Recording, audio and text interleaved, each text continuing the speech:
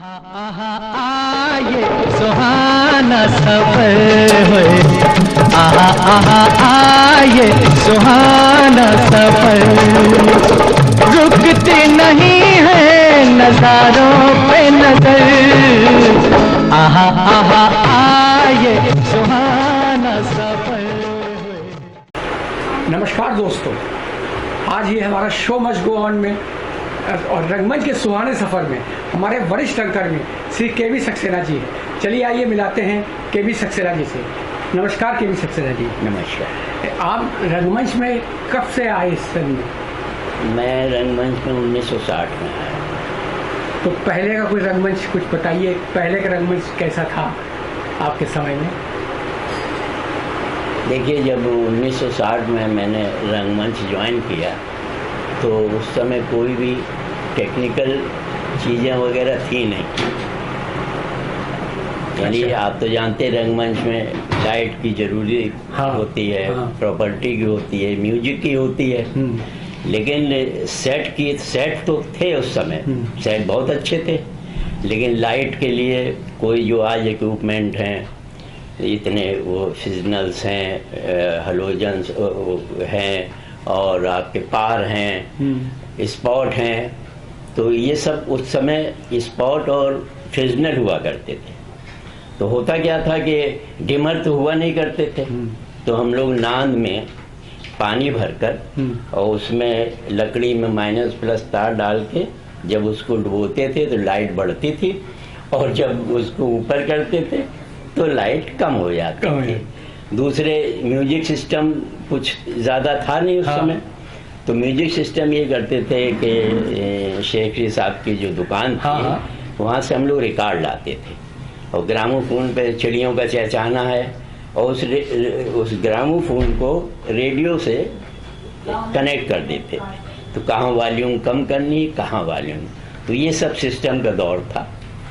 लेकिन नाटक बहुत अच्छे हुआ करते थे, अनुशासन बहुत था वहाँ। हमारा जो गुरु है, तो गुरु हमारे गुरु शुरू में नाटक के हम मानते हैं बीएन सेठ साहब। इनको प्यार से लोग कल्लू भैया करते थे।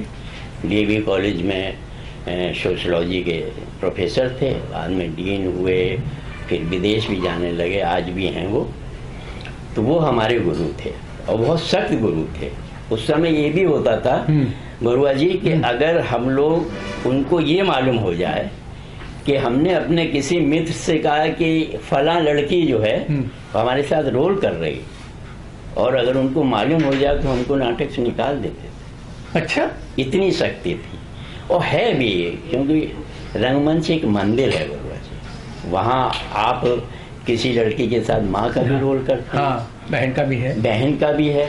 तो जिस समय आप स्टेज पे रहते हैं उस समय आपको वही भावना उतरित होती है, और उस समय हमारे लिए वो पात्र जो हम अदा कर रहे हैं वही पात्र में होता है। लेकिन उसके बाद हमारा जो है ध्येय वही है कि हम एक टीम मेंबर हैं, हम एक दूसरे को है, तो ये सब चीज़ें उस समय हुआ करती थी। तो आपके साथ उस समय कौन कौन जो साथ में आपके साथ काम करते थे, कुछ पुराने साथी जो थे? देखिए, हम शुरू में हमारी संस्था का नाम अम्बेसडर था, बाद में 2070 में हमने लक्ष्मी नारायण लाल का प्ले किया था दर्पण।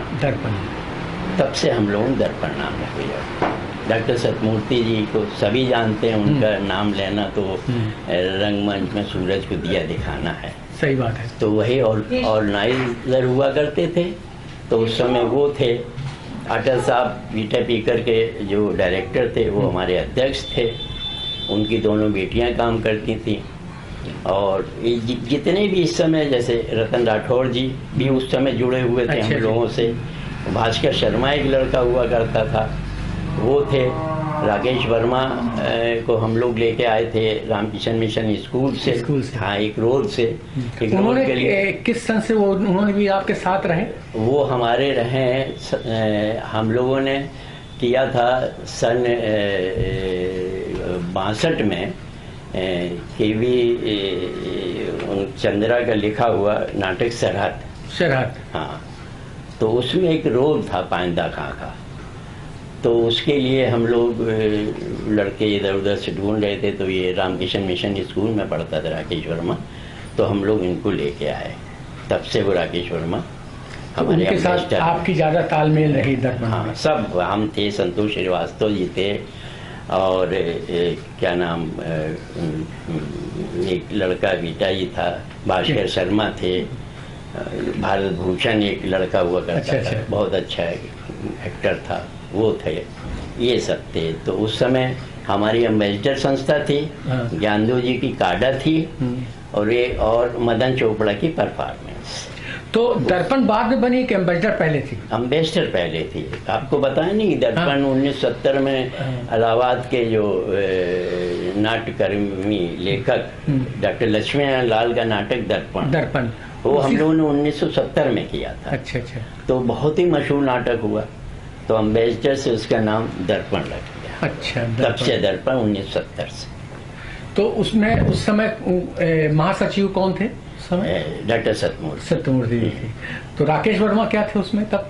एज एक्टर थे उस समय? हाँ, एज एन एक्टर हम लोग थे। उसके बाद जब बनी है तो राकेश वर्मा उसमें ट्रेजरर हो गए। हम आज जो पहले थे वो आज भी हैं, आज वाइस प्रेसिडेंट हैं, कि शायद दर्पण रीओपन हो जा रही है हमारी। अच्छा। हाँ, तो उसमें तो अब जो दर्पण तो इस समय बंद चल रही है। हाँ, बंद चल रही है। तो कुछ लोग कह रहे थे उसको शायद हाँ, रीओपन हम लोगों ने मीटिंग की है डॉक्टर अभय जी की अध्यक्षता में, और निष्ठा शर्मा को हम लोगों ने सेक्रेटरी बनाया हुआ। अच्छा। और तो अभी देखिए अब कोरोना टाइम थोड़ा रुका हुआ है। हाँ, रुका हुआ। अच्छा, ये तो आपने जो दर्पण जब बने उसके बाद किन किन निर्देशकों को आपने सुना एनएसडी से बुलवाया था, तो उनके साथ भी किसके साथ था? मैं आपसे वही कहने जा रहा हूँ, और इसमें सत्यता भी है कि मैं अपने लिहाज से, अपने हिसाब से जो कुछ मैंने देखा है,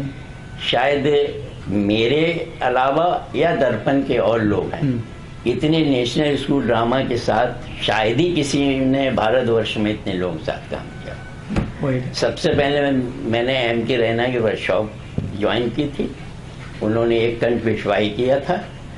उसके बाद बंसी कौल जी आए, बंसी कौल जी के साथ हमने प्रजा ही रहने दो 1975 में हमारे स्वर्गीय पद्मश्री डॉक्टर गिरिराज किशोर का लिखा हुआ नाटक, जो हमने अभी पिछले साल हमने खुद अपने डायरेक्शन में किया है, प्रजा ही रहने दो। वो 1975 में उन्होंने डायरेक्ट किया था। और उसके बाद अभिशप्त यक्ष, वो बंसी कौल ने बैले में किया था। अच्छा, बैले, स्टेपिंग बैले। हाँ, वो हमारा यहाँ भी हुआ था, और शायद हिंदी रंगमंच के इतिहास में पहली बार उज्जैन में कालिदास समारोह में वो नाटक उज्जैन गया था। तो उसके बंसी कौल जी के साथ काम किया। फिर बंसी कौल जी के साथ फिर हमने नौटंकी में 1979 में हमको केंद्रीय गवर्नमेंट ने नौटंकी को, अपने जो उत्तर प्रदेश की विधा है, उसको नाटक के माध्यम से अपनी विधा को अच्छे लोगों को दिखाना, नाटक को में नौटंकी का समावेश करके। तो उसके लिए हमें गवर्नमेंट ऑफ इंडिया ने उस समय ग्रांट दी थी और स्क्रिप्ट भी दी थी, और डायरेक्शन के लिए भी त्रिपुरारी शर्मा जी को दिया था। तो 1979 में हम लोग ने वो 5 पेज की स्क्रिप्ट थी, और सिद्धेश्वर जी को नमन करता हूँ मैं, उन्होंने उसमें गीत, संगीत और नौटंकी के बोल 110 पेज की स्क्रिप्ट करी उन्होंने, 2.25 घंटे का नाटक। अच्छा। तो वो त्रिपुरारी शर्मा जी के साथ किया। उनके साथ रवि शर्मा जी आए थे, उनको काफ़ी स्टेपिंग। तो त्रिपुरारी जी के जाने के बाद रवि शर्मा के साथ हम लोगों ने 9 नाटक म्यूजिकल किए। बिल मंगल किया, अनारकली करी, पोस्टर किया, या काफ़ी नाटक। रवि शर्मा के बाद हमने किया है उनके साथ अखिलेश खन्ना के साथ, वो किया महानिर्माण। बहुत अच्छा। उसकी तो एक ऐसी कथा आपको बताइए कि महानिर्माण जो प्ले है वो क्राउड प्ले है, अच्छा अच्छा, हाँ, उसमें जो मेन एक्टर हैं उनका प्ले ज़्यादा कम है। कम है, ये और भीड़ का काम ज़्यादा है। भीड़ का काम ज़्यादा है। तो उस समय के मतलब आपसे कहें कि जिन लोगों को लोग मुरहा है, कानपुर भाषा में मुरहे, बहुत बड़े मुरहे, हम श्याम मनोहर तिवारी, फजल जहीर और अशोक चतुर्वेदी इत्यादि वगैरह उसमें क्राउड में थे। और साहब वो प्ले हुआ तो अखिलेश खन्ना ने कहा इस नाटक के लिए हमको बुलाना ही नहीं चाहिए था, क्योंकि हमसे ज़्यादा तो अब शुद्ध भाषा में मुरहे, वरना उन्होंने जो शब्द यूज किया उससे नहीं करेंगे, आप ही लोग हैं। तो अखिलेश खन्ना जी के साथ वो किया हम लोगों ने। और उसके बाद सतीश आनंद जी आए। सतीश आनंद जी के साथ हम लोगों ने चंद्रगुप्त किया, जयशंकर प्रसाद लिखा हुआ, उसमें मैंने शट्टार का रोल किया था। और उन्होंने 2 प्ले किए थे, एक ये किया था और एक वो आपका चरणदास चोर। अच्छा, उसके बाद उनके जाने के बाद हमने फिर रंजीत कपूर के साथ, उनके साथ बहुत मज़ा आता था। रंजीत कपूर जी के साथ उन्होंने 3 प्ले हमारे साथ किए, कमर्शियल प्ले। बाद में वो इतने शो हुए कि एक घोड़ा 6 सवार में मैंने पदम जी का रोल किया, जो आज भी उस समय के उत्तर प्रदेश के संगीत नाटक अकादमी के जो श्री खंडे जी सचिव हुआ करते थे, तो वो मुझे नाम से नहीं बल्कि पदम जी के नाम से। हाँ, जो वो काफ़ी फास्ट रोल था, आपने शायद देखा होगा वो। और एक उन्होंने किया चांदी का जूता। हाँ, उसमें मुझे एक बहुत छोटा सा रोल मिला था, 7 लड़कियों के बाप का, राजस्थानी। और आप ताज्जुब करेंगे, संतोष श्रीवास्तव, वो मेरी पत्नी का रोल अदा किया था। अच्छा, बहुत बेहतरीन रोल उन्होंने किया था। फीमेल नहीं मिला करती? नहीं, वो उस प्ले की डिमांड उन्होंने बनाई थी। उस प्ले की रंजीत जी ने डिमांड की थी कि इसमें जो है जेंट्सी महिला का पात्र करें। उसमें भी एक कहानी बहुत अच्छी। अच्छा, बताएं। एक डायलॉग था, श्याम मनोहर तिवारी जो थे, वो जो जमींदार थे, उनके हलकारे बने थे उसमें प्ले में। और जमींदार का लड़का जो था वो चाहता था हमारी बड़ी बेटी से शादी करने, तो वो शादी का प्रस्ताव लेके आते हैं। हम अपने वीडियो की रहे हैं, तो हमने कहा कहो जी, तो बोले साहब हमारे जमींदार साहब आपकी बड़ी लड़की से शादी करना चाहते। तो मैं दहेज देता नहीं लेता हूँ। तो उन्होंने कहा कि दहेज में क्या लेंगे? तो मैंने 1 लाख रुपया। तो हलकारा बोले 1 लाख में पुरानी ट्रक आ जाए। तो मैंने कर लो जी ट्रक से शादी, अगर 1 साल बाद टैक्सी और टेम्पो पैदा हो तो मेरे से नहीं कहना। तो ये डायलॉग जो था वो हमने और फजल भाई ने इंक्लूड कर दिया। हाँ, वो भी डायरेक्टर से पूछ के। हाँ, वो तो खैर सर अगर इसमें ये डायलॉग 1 लाख जब वो बोलता है ट्रक आ जाए तो ये बोल सकते हैं? हाँ बोलो। और वो उन्होंने बोला। तो NSD के डायरेक्टर्स में बरुआ जी एक खासियत है कि वो कहते हैं जैसे एक क्लास में एक मास्टर 65 लोगों को नहीं पढ़ा सकता है, नहीं ठीक। ऐसे ही जब हम नाटक कोई करते हैं उसका रिहर्सल होता है, तो जो देखने वाले होते हैं, जो बाकी एक्टर हैं, वो डायरेक्टर से ज़्यादा देखते हैं अगर वो अनुशासन में हैं। अगर वो जब तक नाटक, मेरा तो मानना है कि रिहर्सल शुरू होते ही किसी को भी रिहर्सल रूम के बाहर नहीं जाना चाहिए, क्योंकि जब तक आप अपने को एक्टर के काम को नहीं समझेंगे, मेरा चैलेंज है कि आप अपने रोल को अच्छा नहीं अदा कर सकते। तो उन लोगों में एक ये खासियत थी कि वो अगर आपके दिमाग जहन में कोई बात आई है नाटक की अच्छाई के पे, तो वो डायरेक्टर से अगर कहा जाए कि सर ये कर दे, तो कहते थे हाँ करके दिखाओ। हाँ, क्यों ये प्ले अच्छा होगा तो मंच पे आके ये थोड़ी कोई कहेगा कि ये तो मुझे उन्होंने बताया है, ये तो प्ले की आपकी बेहतरी के लिए है। तो आज भी होना चाहिए। आज भी मैं जब रिहर्सल कराता हूँ बरुआ जी, तो आप यकीन मानिए कि मैं सबसे पहले कह देता हूँ, किसी के जहन में किसी भी चीज़ का कोई चेंजिंग आए, कोई भी बात नाटक के प्रताप वो खटक रही थी, सीधा मुझसे आके कहिए। एक आध लोगों को तो मैं कह भी देता हूँ कि आप मंच पे भी अपने को एक्टर को बता सकते हैं। देखिए प्ले की बेहतरी ये टीम वर्क है, टीम वर्क है। डायरेक्टर कहीं से उतर के थोड़ी आता है तो, या कोई, और सबके दिमाग की सोच तो बराबर होती नहीं यार। तो अगर कोई अच्छी चीज एक्टर बता रहा, हाँ। तो डायरेक्टर अगर उसको अच्छा लगता तो रखते हैं। बिल्कुल लेना चाहिए, है ना? मतलब इसमें नहीं, कुछ लोगों को हमने देखा, अगर कोई बता देता तो ईगो हो जाता है, अरे इसने वो नहीं होना चाहिए। नहीं, ये हमने देखा। देखिए ईगो शब्द नहीं, तो कुछ लोग थे हमारे साथ, हाँ। तो जैसे आपने कोई हमें बात बताई, हाँ। अरे ये तो हमें आता था, यही हम कर रहे थे, हाँ। ये हम सोच रहे थे, यही हम सोच रहे थे, मगर आपको गिराने के ये हमने देखा। नहीं, ये बड़ी बुरी आदत हमने देखी लोगों को।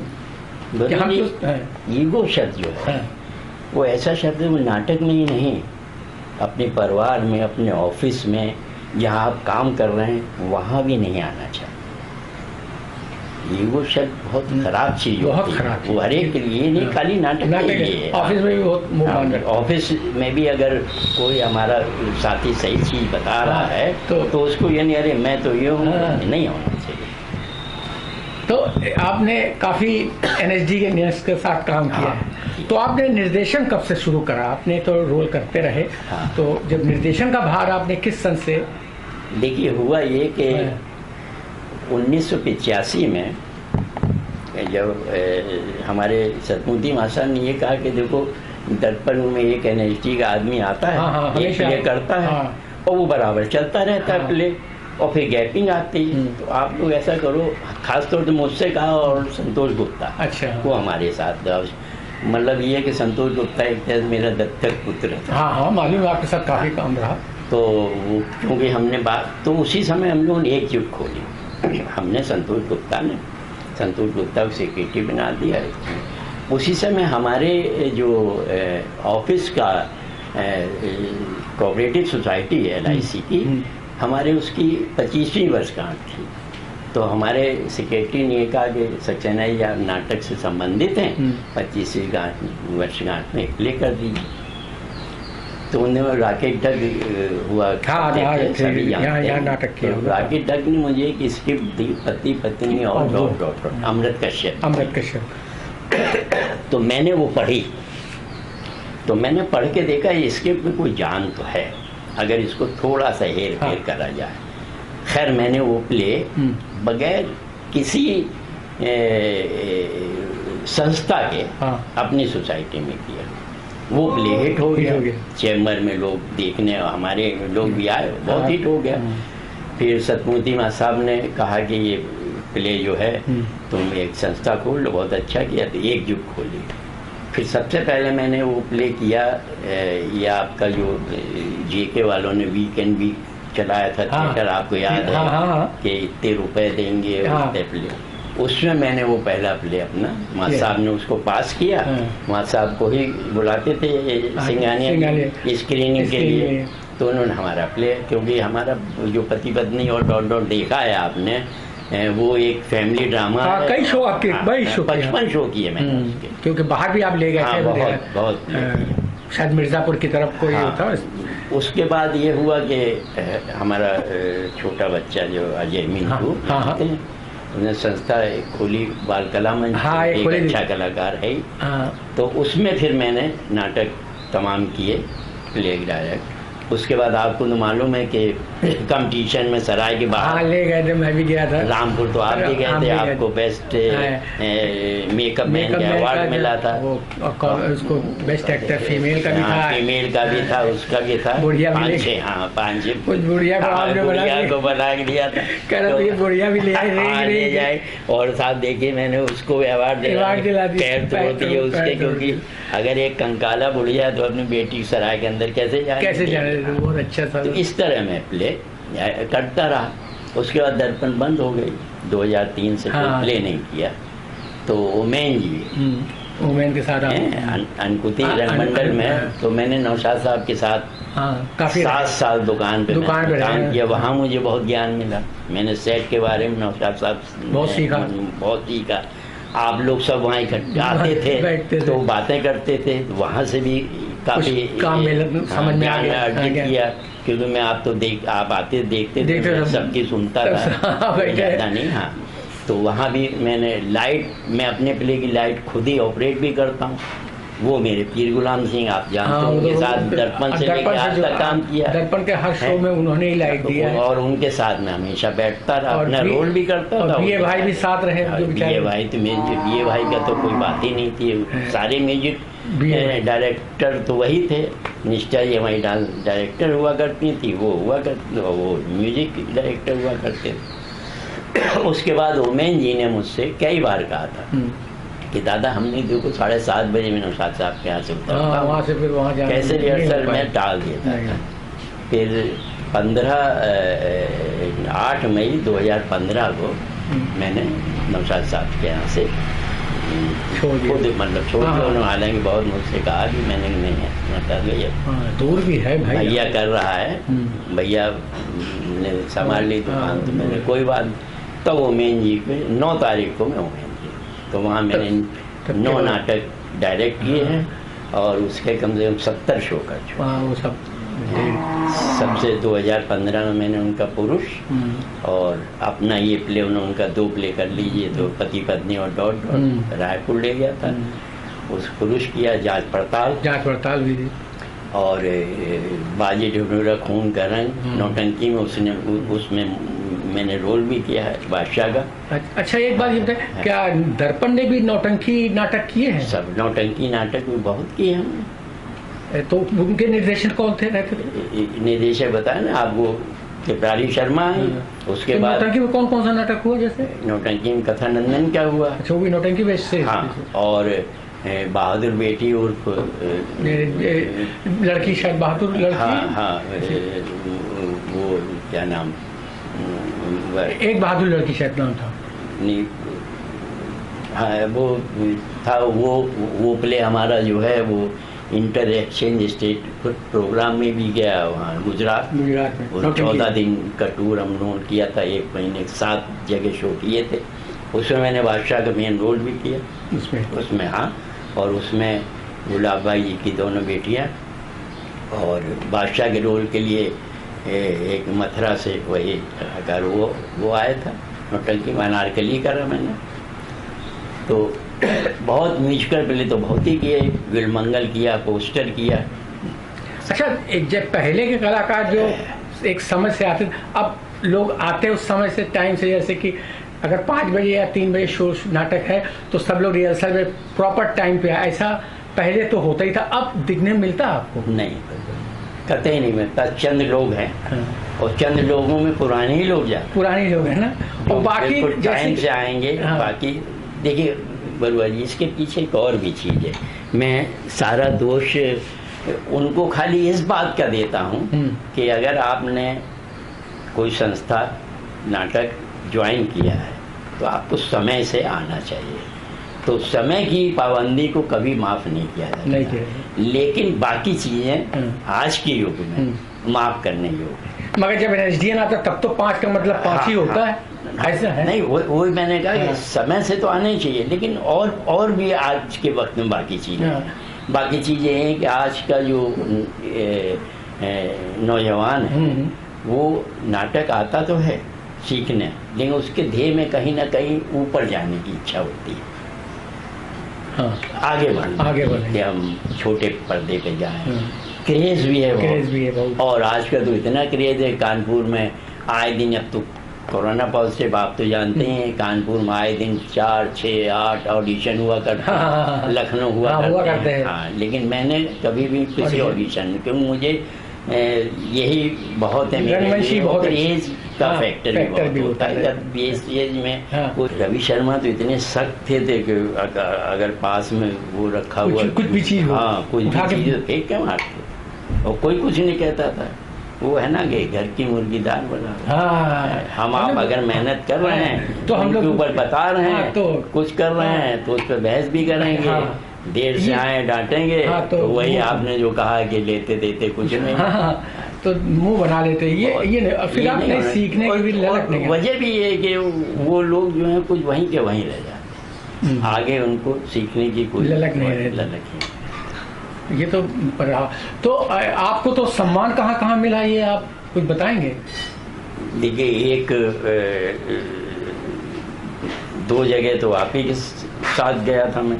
हाँ, एक आपने प्ले किया था आगरे में, कसाईवाड़ा, कसाईवाड़ा, एक और करा रामपुर था में आपने कब्रिस्तान की ओपनिंग, उसमें आप ले गए थे मुझे साथ, तो उसमें भी कुछ मिला था हाँ, मुझे। और फिर रामपुर तो आप साथ गए थे, आपको मिला, लोगों को मिला।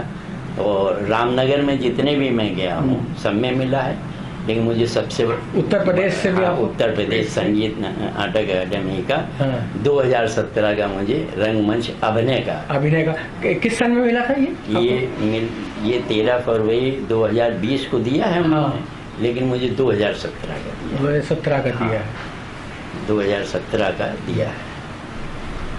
तो अब भी रंगमंच आप कर रहे हैं कि थोड़ा सा? अब ये देखिए कोरोना टाइम है, दूसरी ये कि जैसा कि एज हम आपके एज वालों को थोड़ा सा बता रहे हैं, इसीलिए आप थोड़ा सा घर के अंदर हैं, इसीलिए मैं घर पे आ गया, हमने चले आज घर पे, मैं आपका इसीलिए घर से तो जाता नहीं हूँ। और तो कुछ नए लड़कों को थिएटर के बारे में 2 शब्द बताएंगे, किस तरह से करें रंगमंच? मेरा यही है लोगों से कहना कि रंगमंच एक मंदिर के समान है।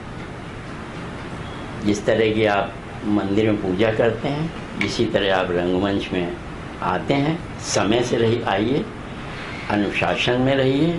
और सबसे बड़ी बात है कि जब तक आपका रिहर्सल चले तब तक आप किसी भी कीमत पर रिहर्सल रूम से बाहर ना जाए, और अपने रोल के साथ साथ पूरे स्क्रिप्ट को पढ़ें, हर एक के कैरेक्टर को जानें, तभी आपका रोल भी अच्छा होगा। सही बात है। आपका बहुत बहुत समय लिया हमने, और पुरानी चीज़ें आपने हमें बताई, तो एक छोटा सा भेंट है जो मैं आपको देना चाहता हूँ। कहाँ गए वो दिन कहते थे तेरी राह में नजरों को हम बिछाएंगे, जाने कहाँ गए वो दिन कहते